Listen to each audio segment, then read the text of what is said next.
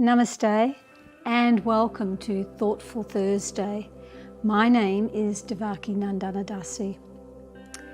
Now the usual format for Thoughtful Thursday is that there'll be maybe 10 minutes of some guided meditation, a talk, and then some meditation at the end, usually kirtan.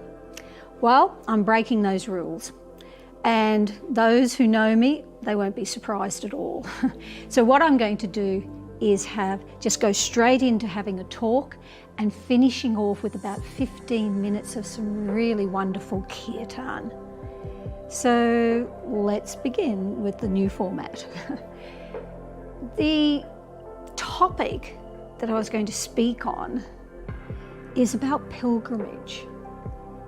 And I'm really going to kind of break it down into the what is pilgrimage, why do people go on pilgrimage, and how do you go on pilgrimage. So those of you who may have thought about maybe going on a pilgrimage at some point in their life, or they've heard of friends who've done this, because it's actually still very popular. I don't mean during COVID. Let's pretend COVID's not happening when we talk about pilgrimage, because that's really stopped pilgrimage around the world, hasn't it? But there's still in Europe and England, there's still a lot of people go on walking pilgrimages. Spain, places like that, Germany. So it's actually still very popular and growing more popular. Then there's what people maybe traditionally think of pilgrimage, going to India or some place like that, some exotic place and going on pilgrimage. So let's look at those three factors on pilgrimage. And we'll go for a little travel just with this class, will we? Let's start off with what pilgrimage is not. And that will clarify a little bit more of what pilgrimage is. So I don't mean when we travel back to the town that we grew up in and we reminisce, oh, that's the school that I went to. Oh, look, that's where I met Jenny, and so on and so on. That's not what we mean by pilgrimage, okay? Pilgrimage in its true sense is more than just reminiscing, or it's more than just going on holiday and getting a tan. So let's look at now, why do people go on pilgrimages? The first time that I heard about pilgrimages in living a sheltered sort of life in Brisbane in the 50s and 60s, I think it was early 1968 when the Beatles travelled from England, from London, and they travelled over to India. And they went up to Rishikesh, up in the Himalayas there, and they went to meet somebody and ask questions and discuss spiritual life. That was the first time I'd heard about a pilgrimage. And of course it didn't work out very well. We all know that. They found out that the person that they'd gone to meet was actually more or less cheating people. And a song came out of it, Fool on the Hill. You may know that song. That came out of their experience on that pilgrimage.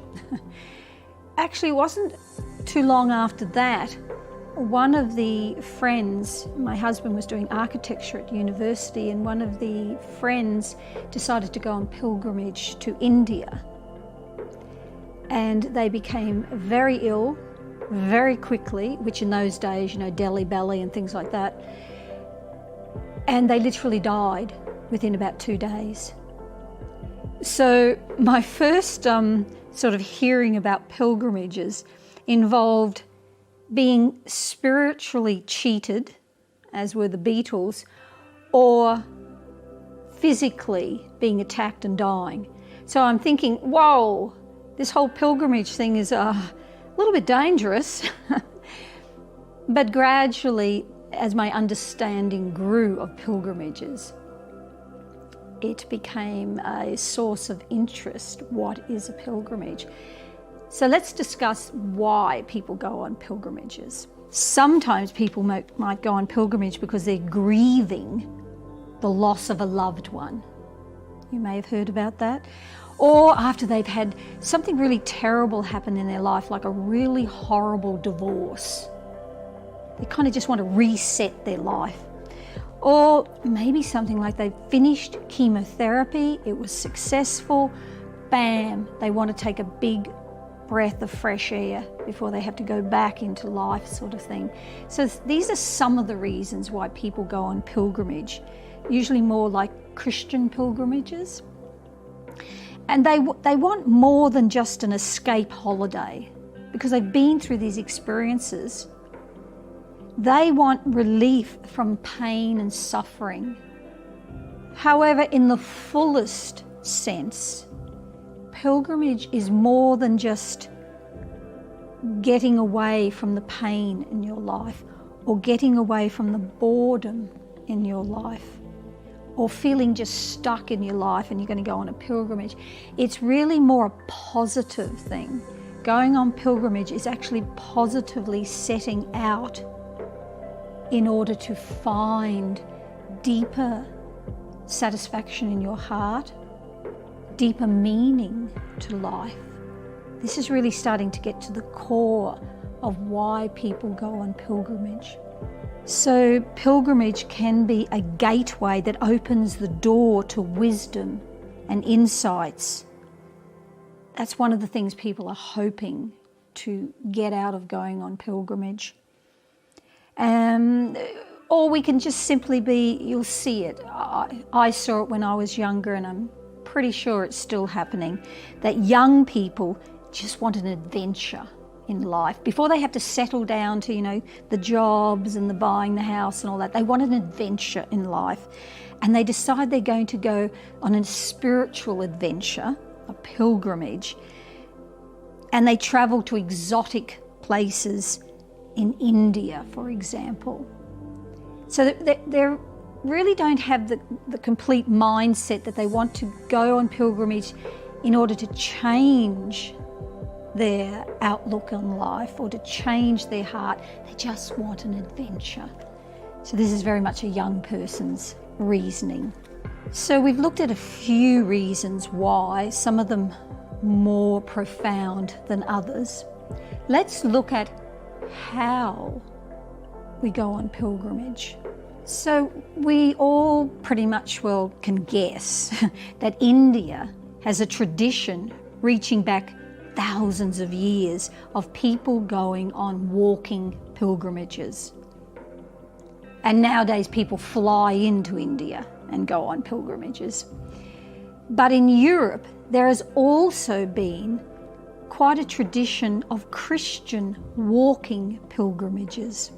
There is a 1,000-year traditional pilgrimage route called Camino de Santiago, the Way of St. James. And pre-COVID, so let's look back to that, around 300,000 pilgrims a year walk this route, which takes about 21 days. So this ancient walking pilgrimage has been there for a very long time, like I said, 1,000 years, as much as they know. And it is still happening today. And so it involves some austerities where people are walking. In Britain, in the last 10 years, 30 walking pilgrimage routes have been created or rediscovered. So some of these have been rediscovered, so they're more ancient routes, and some of them have just been created. The shortest walk is a comfortable 1-day, 10-mile walk. And the longest is once again a 21-day walk. That's a 3-week commitment, isn't it?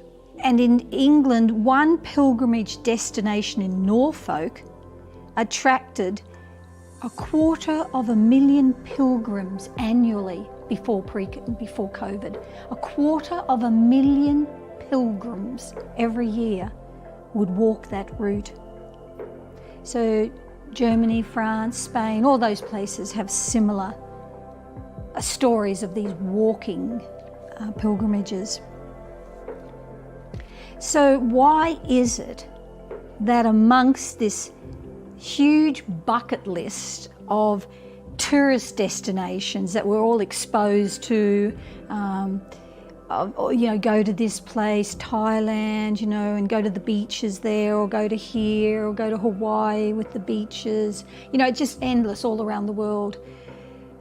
Go by boat up the river, the Rhine River in Germany. So there's a whole bucket list of tourist destinations, and they're really comfortable nowadays. So why is it that the number of people going on pilgrimage is increasing?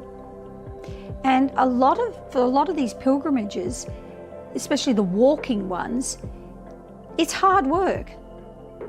And they just rest each night, sort of thing. And then they get up the next morning and they continue their pilgrimage. But people are finding that it's a time in their life when they can put aside all the usual things that crowd their mind, and they can start to reach a little bit deeper into their life. And I think this will continue, this idea of people going on pilgrimage, because life in the modern world is just becoming more intense. And rather than just being a tourist and going to some lovely destination and drinking lots of alcohol and eating lots of foods and trying to have affairs or whatever it is that people go on these things, that's not going to do it, because that's exactly the same as the sort of environment and life that they've just left. But going on pilgrimage is sort of offering more to people. And that's why I think it's going to grow in popularity amongst people. As one writer noted, pilgrimages are more about stopping than going. You stop your life and step out of the familiar world so that you can reflect and change. You strip away all that is unnecessary so that you can hear the voice of God in your life. I think it's a very wonderful description. So now we're starting to get to the heart of really what, why, and how a pilgrimage is. It's actually traveling to your heart. And that may be done physically, going to some location that lends to that. Or you don't even have to leave home to go on pilgrimage.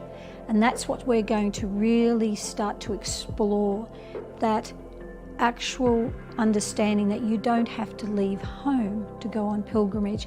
And in these times of COVID and travel restrictions and that's wonderful to know, isn't it? So let's explore that deeper now. So this process of bhakti yoga that we're teaching is really the path of pilgrimage to the heart of love. And you don't need material passports, tickets, vaccinations, or tourist itineraries to go on a spiritual journey of the heart. Your spiritual passport is your sincerity. Your vaccinations and tickets are the holy names of the Lord. Your itinerary is reviving your inherent love that lays there already in your heart for the Supreme and for everyone. So if we go on a physical pilgrimage, we need the material passport, the tickets, vaccinations, itineraries, everything, and they cost thousands of dollars. And so on a practical basis, people may be able to do that once every, in their life maybe. Maybe they'll never be able to do that. But this understanding that pilgrimage can be an internal pilgrimage of the heart, that doesn't cost anything. And you can actually do that not just once in your lifetime. You can do that regularly. And all the benefits that you would derive by going on quite an authentic physical pilgrimage, you can experience that on a daily basis in your life. That's what's so wonderful about this process of hearing the names of the Supreme Lord in kirtan, with japa meditation. It's all about rejuvenating and reviving that love that we already have there in our hearts. And it's really the culmination of all pilgrimages, of all real pilgrimages. And you don't have to worry about COVID. You don't have to worry about any of those other things. And they're not dangerous. I mean, like the example even of the Beatles, that was dangerous what they did, because they go and meet a charlatan and then they got to sort of figure all that out. Or our friend from university who actually within 2 days he was dead. So, I mean, they might be extreme examples, but it is true that if you go on physical pilgrimages, you can get sick, you can be walking, you can have the best walking shoes on and your backpack on and you're all got your stick and everything and you're really good at it, and then you fall over and break a leg.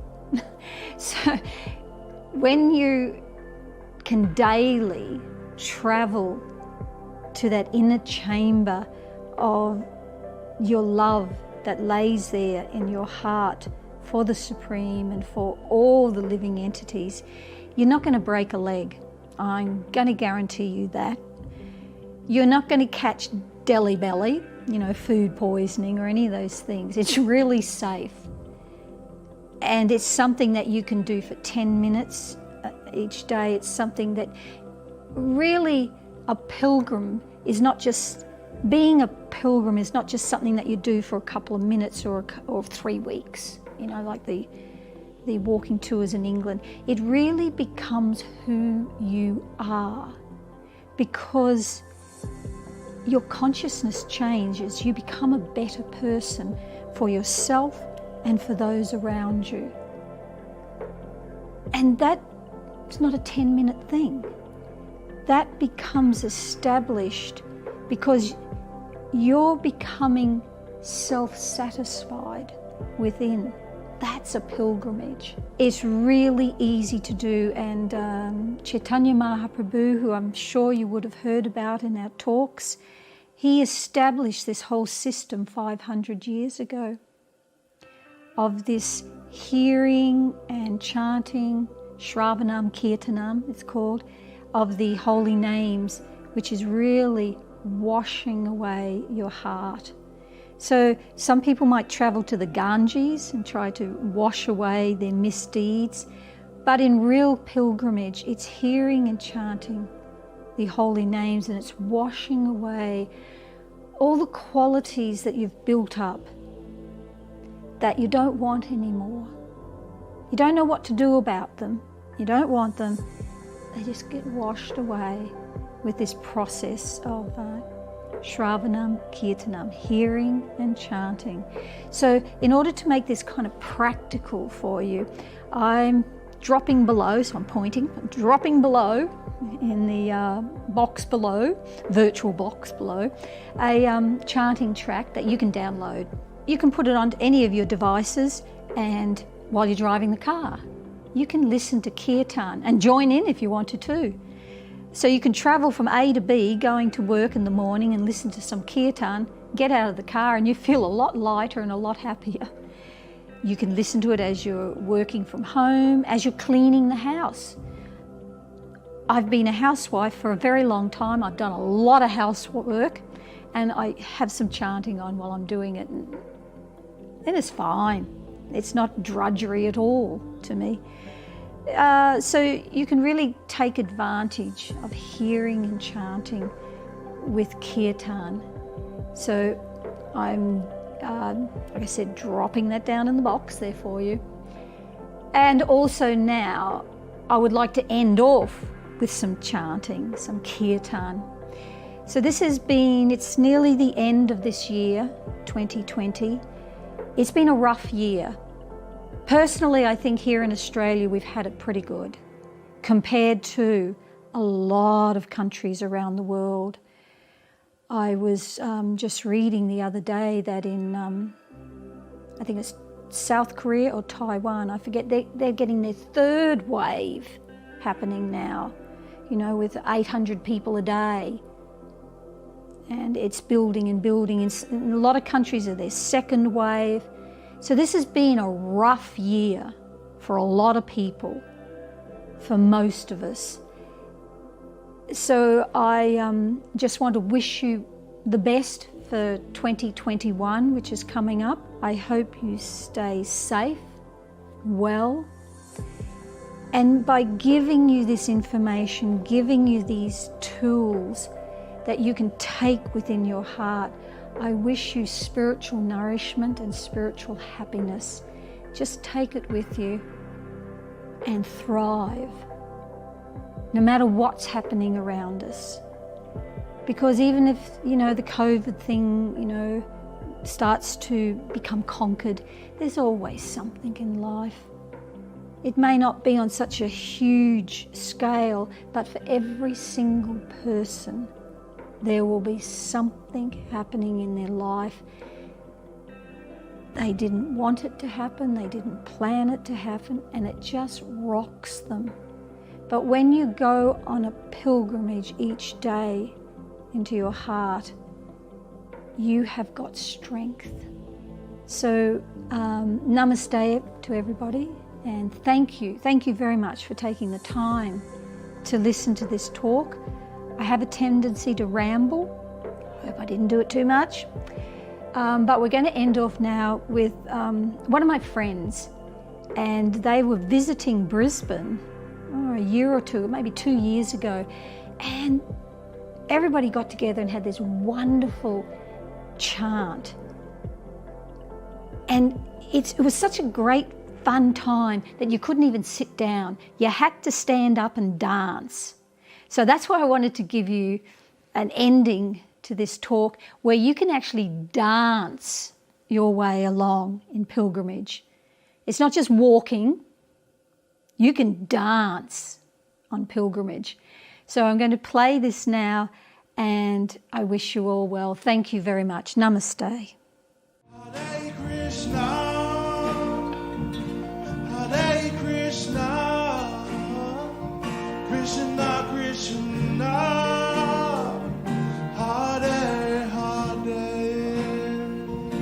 Hare Rama, Hare Rama, Rama Rama, Hare Hare.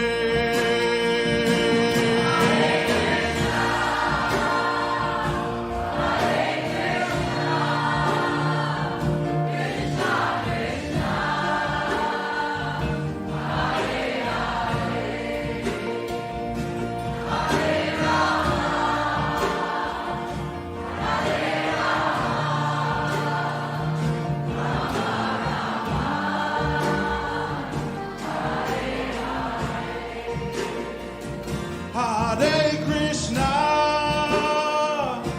Hare Krishna, Krishna Krishna, Hare Hare, Hare Rama, Hare Rama, Rama Rama, Hare Hare.